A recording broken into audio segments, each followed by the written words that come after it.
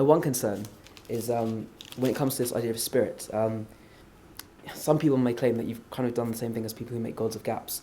You've just replaced one unknown with another.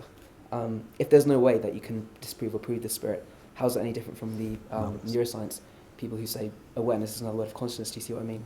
Okay, good question. Let me try and answer. You see, this idea that the only place God can exist now, this is the theory called God of the gaps, that where science cannot reach, there are little gaps in science, where science cannot reach, God can hide and say, oh, please, please don't touch me, I must sit here, because science cannot explain me, I can sit there. This is, if you like, a cop-out. Because we have not sorted out everything in science, God can exist in the places where there are gaps in our knowledge. This is called God of the gaps. This is the kind of challenge. But the fun part is this. The gaps that I am talking about are bigger than the brickwork. So it's not little gaps where God sits. The gaps are huge. The gaps are quantum mechanics. So it's not a little tiddly thing, we'll sort everything else out. And again, this idea that as science has sorted almost everything out, it will also sort out these things about cosmos and everything without reference to this spirit.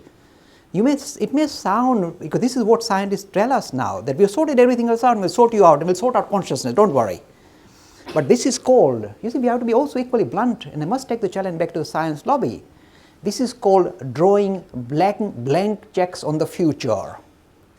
There is a big gap in physics, in neuroscience. This is not minor. Consciousness. At this meeting with Susan Greenfield, some scientist told her, look, Susan, come on, we can't sort it out, leave it alone, we talk about other things. She said, no, I don't leave it alone. I don't think it's a minor issue, I think it's a major issue. Consciousness is a major issue, not a minor kind of sitting on the periphery. It's at the heart of the whole thing. What is this thing that I possess that allows me to have access to reality? I'm asking you chaps, tell me, what experiment should I do to discover where it comes out from? So she was challenging them and nobody could respond. She was like a lioness, she was tearing them apart. So these are not little gaps, these are huge, huge holes in science.